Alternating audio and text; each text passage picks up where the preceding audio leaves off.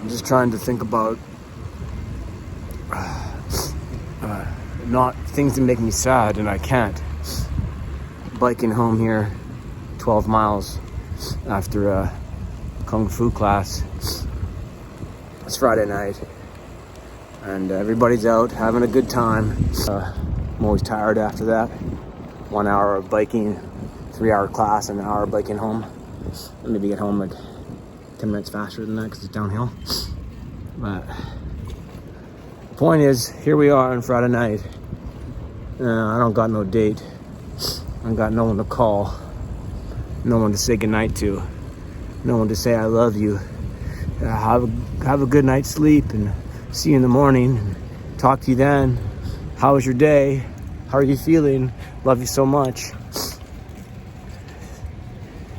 That's the hardest part, is that you spend every day talking to someone that you love, checking in morning, noon, and night, anytime, whether you're in my arms or whether you're in my phone or whether you're in my head or whether you're in my life, whether you're in my home or whether you're in my, I said home, whether you're in my heart or hands or any sort of care. It's like the caring part and the sharing part. It's just like, that's what love is. That's what being a partner is. I mean, if you're really honest, then it's love. If you're lying, it's using and deception. So I'm struggling with the fact that I don't have anybody to tell. I mean, not anybody. It can't just be anybody.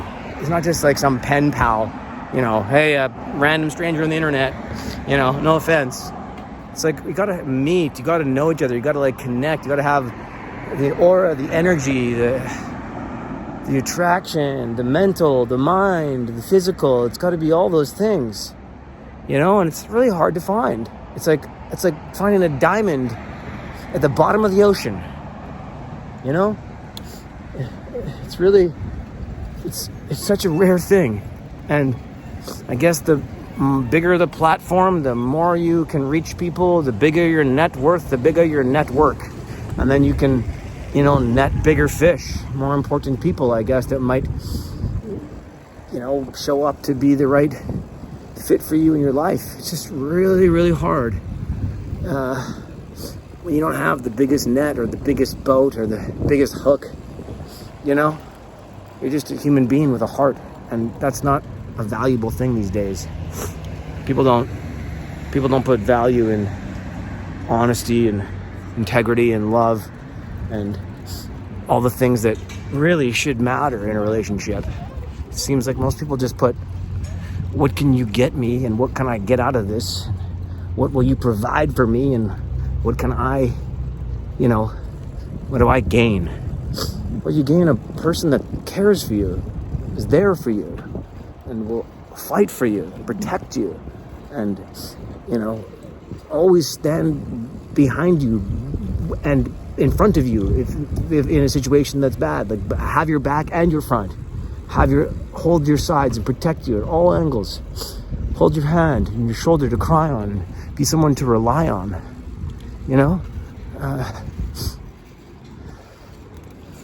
Those are the qualities. It's like, you have to be like able to know that the value of a person is more than the value of their wallet. It's the value of their heart and soul and the goals they have and your collective shared visions, and working together to find those things and make that commitment. And like, there is no relationship without that. What is it? I don't want this short-term, frivolous ONS, part-time, I got someone else type of thing. What? I'm trying to come to terms with it all, and I can't understand. I'm trying to say, like, the powers that be, let's just call them the universe, let's call that God, because I think that's kind of what goes on in this world.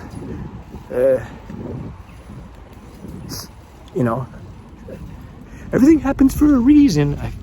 Cause and effect. The cause was someone infiltrated my relationship. The effect was you liked it. The cause was you let them. The effect was he continued. The cause was he hit on you. The effect was you let him. The cause was he had a photo shoot. The effect was you did it. The cause was you're both half naked. The effect was you liked it. And on it goes. The cause was he's my professor. And the effect was you have to be a student. The cause was he needs a TA. And the effect was you're going to be picked. The cause was he's going out of town and he needs him to go with him. The effect was now you're being attracted to him and he's attracting to you. And the cause is, well, we can make a lot of money in this. The effect is we're going to break up with you, Mark. Cause and effect. How about the cause is I'm looking for a life partner who I love. The effect is I found someone. The cause is I look for this woman for 3 years. The effect is she finally says okay. The cause is we have a party. The effect is she shows up. The cause is we're now having a date. The effect is we're now falling in love. Everything happens for a reason. Everything happens for a reason. Yeah, cause and effect, cause and conditions. And okay, well, there's a great creator watching over us all. It's just like, so what I think I'm trying to learn here is to why. Why would I have to lose all the things I love so dearly? What's on the other side of this? Oh, someone more caring and more special. Just wait until you're so effing old that you'll never be able to have children and you'll be so happy. What the hell? That sounds terrible. I want the full life experience, you know? Life experience is making life, creating life, raising life, teaching new life how to be life with husband and wife and children and family and tradition and faith and love and, you know, all the things that come with it. Yeah, responsibility. Yeah, hard work. Yeah, blah, blah, blah. I get it. We know that comes with it. The cause is you had an affair. The effect is you lied to me. The cause is I ask questions. The effect is you lie to me. The cause is the lies don't make sense. The effect is you get busted for lying. The cause is you run away. The effect is trauma and tragedy. The cause is I'm alone and you abandoned me for betrayal. And the effect is so much therapy and this YouTube channel. The cause is I'm trying to work on all my broken heartness. The effect is more videos. And so the cause and conditions continue in a cycle that we can't see where it's going, which is so scary because you spend so much time with someone you love building something that you did believe in, that was growing, that did have so much beautiful things behind it. And this is so dark, you can't even see me. I'll just wait till I get home. You're not gonna watch this darkness, are you? Probably not. It's just that it's so frustrating to not know. I guess it's fitting to be in the dark right now because I feel like I'm in the dark right now. And I just can't see where I'm supposed to be going in life. Everything else before was so bright and loving and light, and it made sense. And it made like everything made sense. We love each other. We're in a partnership forever. We have your career. I'm building my career online. We're making things work. You know, we still have like 3 to 5 or 6 more years before we really need to have a kid. We have time to build that. And now I'm on a noisy street where you probably can't hear me because I thought you should see me as opposed to being on the dark street. But the irony is the dark street is how I feel. I can't see where I'm going in life. I don't see a vision. It was built upon us together. 2 people together, joined at the hip, hand, and heart against the world. Not always against the world, but against the odds, you know? And now I just have to ask God, how am I supposed to just do this by myself? And why did you have to take her away from me? Why did she have to do that?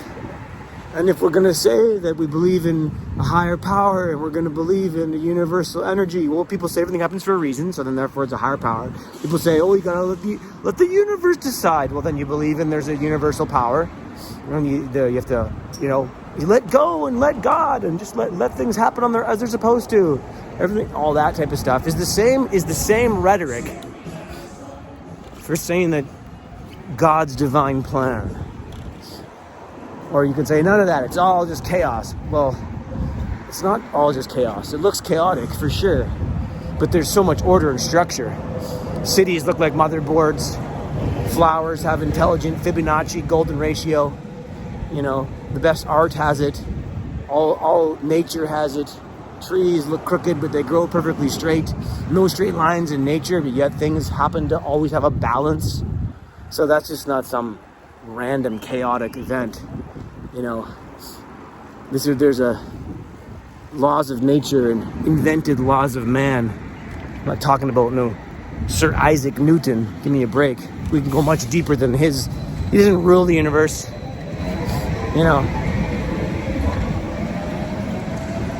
Einstein does not rule the universe. Those are theories. Oh, there could be conspiracies. Theories. I'm just saying. I'm in a dark space and I'm wondering, where's the light? And my life was a light when I was in love with this partner that I held so dearly and saw everything in. And now she's betrayed me so badly, showing her true nature of being a turncoat and cheapening to get what? To sell some fucking books on the weekend? Really? You could have done that, still had your loyalty to me. And I would have been good at that. I'm a writer. I got lots of books. I'm a good marketer. I help you market. I help you all kinds of ways. I was offering help in so many ways. You could have had my help for life. And you just decided to say no? How well off is anybody in the world when someone says, I got your back to the end of time, I'll fight for you, I'll die for you, and you say, I don't need you. What? You must be so well off that someone who you've known for 6 years has your life and back in all your best interests in hands, and in hand and heart, and would do anything for you, and you're still so, I guess, so protected and well off in other ways of your life that you just turn that down completely, hard, cold drop. That's fucking crazy, because that's not the person I knew. I didn't know you were so hooked up. I didn't know you were so well connected that someone else has your back. You're dying, they're there for you. Your father's dying, you're there for him, for you. You're there for him, you're there for the family. I mean, that was me. Your father died, and now it's his birthday since the anniversary of his birthday, and someone else is sending you flowers? Someone else is sending a fucking $300 bouquet? I mean, really? Are they? Oh, I guess they did. Oh, that was me. I see. Did your new little boyfriend who has a family, did he care about you to send flowers for your dad's birthday? What about for your birthday? What about for your dad's passing coming up in October? Is he going to send flowers then? Will I? No one will care about you as much as I did, and you're able to turn that down because what? You think you can get a book deal? That's a sellout. You're a cheap sellout. You're corrupted by the fucking hands of Satan and greed. So then I believe that you're a turncoat and a traitor and not to be trusted, because obviously you've had an affair with your professor to get an A+ grade and to be the TA. So you have no morals and you have no scruples and you're a piece of garbage. And you treated me like a piece of garbage, but you are the piece of garbage because you threw away the one valuable person that was there for you. It would literally die for you and jump in front of a fucking train for you and, fight off fucking attackers for you. You think the other guy's gonna protect you? You guys are walking on the street, him and his 3 kids and his wife, and you're there too because the wife is realizes you're divorced. So now he's got his wife, he's got his fiance, you, and he's got his 3 kids, and the ninja attacker jumps out with a knife to get them. Who's he going to protect? That guy's going to protect himself first. And then his kids. And then the mother of his children. And then you. Me? I train in Kung Fu to kick ass just for that reason. I do it literally to protect myself, but to protect us, to protect the family. I mean, myself now. I learned self-defense so I can defend people around me. The quality of good people. I would have taken a bullet for you. I would have given you my liver, my heart, I did give you my heart. I would have given you a heart transplant. I don't care. I would prefer that you live and I don't. You were my beneficiary. Insurance beneficiary. I gave everything to you. And you sold me out for a weekend fling with your professor to get what? You got paid $500, $600, $300. I think I paid $300. I think you said you got paid $300. That's a standard low class, Craigslist hooker. Was it $600 or $300? Either way, it's the same price. It's not enough for you to get paid to have an affair with him, and then it's a free trip to India. And I get to have 5 days of vacay and then 3 days of pretending to be working. I see. And that's all it took, hey? So like what, a $2,000 flight and $500 for a week of India hotels and food? So like $2,000? $3 grand? You've never seen a decent proposal. It was $1 million. Can I sleep with your wife? For $1 million. And it ruined their life. But you took it you didn't even get paid that money. You just got all expenses to India. You didn't even get to go to Maldives. You didn't go to Bahamas. You didn't go to somewhere cool. I'm not that India's not cool, but come on now. You could have gone somewhere really sexy. You went to like a 33rd world country. No offense to India. And all the enlightenment spiritual gurus that go down there. But as far as a rom-com goes, or a romantic gesture, you sold out for a third-class citizen in a third-world country to be the third wheel in a relationship and destroy us. Such a cheap sellout. So, I'm questioning God as to what purpose would that cause and effect be for you to do all those disgusting betrayals over and over and over and over and over and over again. So many betrayals and lies and deception and cheating and fleeting away from me into him. What would make all that? What's the motive? For you, it's what? Cheap money. So you can get a book deal and speak on the weekend at some seminar in a few years from now and get paid $1,000 to do it. Okay, well, that's your motive. That's a shitty motive. And what does the world get? The world gets 2 fucking repetitive doctors taking advantage of third world students who are desperate to try and get an accredited weekend course, and taking advantage of other wannabe medical students to sell books and courses to them. That's like me as an acting coach taking advantage of newbie actors who are never going to have a long career in it, but I'll happily take their money and give them a weekend workshop or an accredited course or coaching. And I know damn well, as you do, that they're never going to be stars, but I can sell them the dream for $500 on a weekend. I can't do that. My moral ethics won't ever let me be an acting coach, because I know I'd be lying to 99.9% of my students saying, "Oh, you're so great. Oh my God, you're going to break legs, guys. You're going to be so great out there. You are such a star. You're going to get an agent. You're going to get so much work. You're going to have such riches and affluence, and you're going to live the dream life." No, you're not. Only 1% or 2% actors actually make money. Only 1% actually live on it. It's like a micro number. And what are you going to do? A commercial? Oh, I did a commercial for fucking Rogers. I did a cell phone commercial for Fido. I did a fucking 2 lines in a MOW. I got to say 3 lines on Hallmark. Yeah, you're really, really going places. You have a fruitful career of me ripping you off. So you're doing that for students, the 2 of you. That's what the world gets. Not super healing doctors who are actually there for their patients. Because if you're super there for your patients, then you would take the Hippocratic oath and you would do no harm and you would cause healing. But you caused me so much harm and caused me so much pain that your healing metaphor, your healing contract is already broken. And your marriage contract is also broken. And your code of ethics with me and your has been an honest person is broken. And now hearts are broken and lives are broken. And how much more will the pain continue? So I ask now,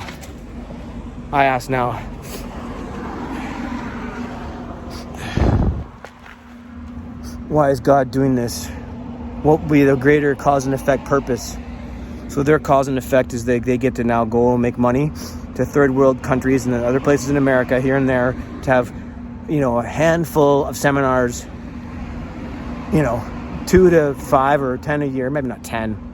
I see that he goes like 5 or 6 times a year to seminars to make, 2 to 8K on a weekend, talking, selling books and chats and accredited little courses. So you sold me out for that. That's your cause and effect. That's what you get out of it.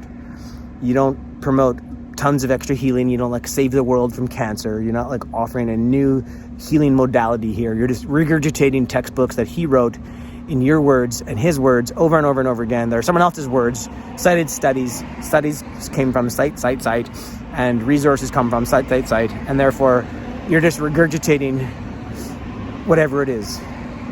Work out, eat healthy, drink water, play badminton. Racket sports are good for your health. Do some TCM. Whatever the modalities you're offering. Oh, we can do fascia release. Okay, so that's your big life mission, okay? That's what God has now set you up for. And taken away your future plans of a family with a proper man. To have a family, if you have one, with a man who's already got a family.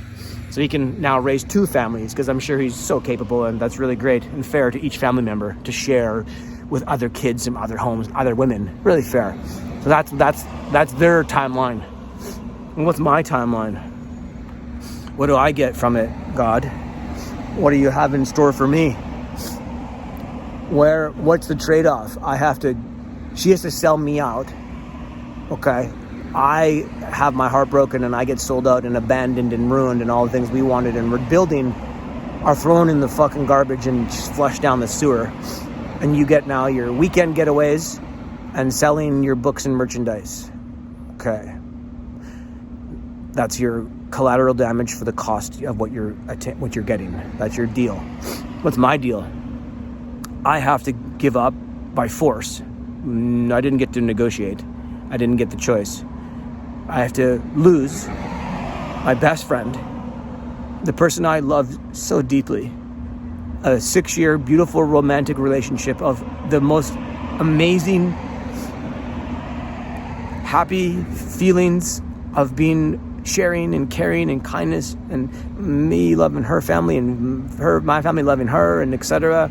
And just the way we were. The relationship was so meaningful, and I've never had one better with men or women in my life. I've never had a best friend better than her. I've never had a girlfriend or a partner with actual such love and honesty until there wasn't. But understanding and be able to be vulnerable and be strong and to express yourself fully, whether it was an art or a rap song or never shit on that, never poo-pooed on it, never said it was encouraging of the creation always. And so, and me being able to express myself in ways that I never was before and the courage to do that. And so I have to give up all those things, the love, the best friend, and the life I had. And I also have to endure insane amounts of trauma, insane amounts of therapy, insane amounts of tragedy, and go through this horrible thing of grieving and betrayal. And then I have trust and abandonment issues and self-loathing, low self-esteem. How can anybody love me now? I'm old and ugly and rejected. And all the things you told me, I love you, you're handsome, I love your eggplant emoji, it's so perfect. And everything about us, our laugh, your smile, your comedy, your fitness, your body, your art, your expression, you're so brave and beautiful, all that lies.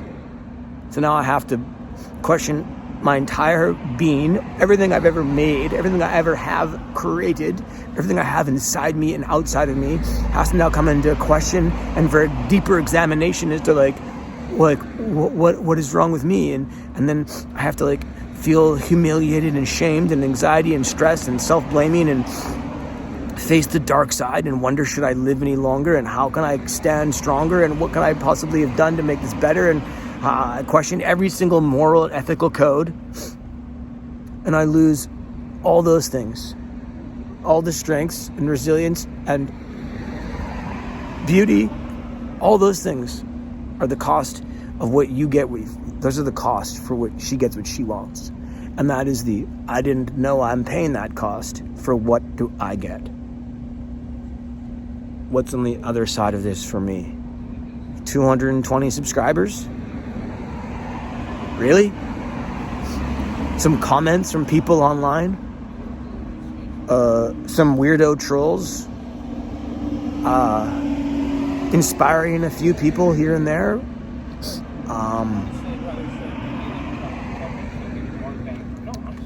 Being alone all the time? Talking to my phone all the time?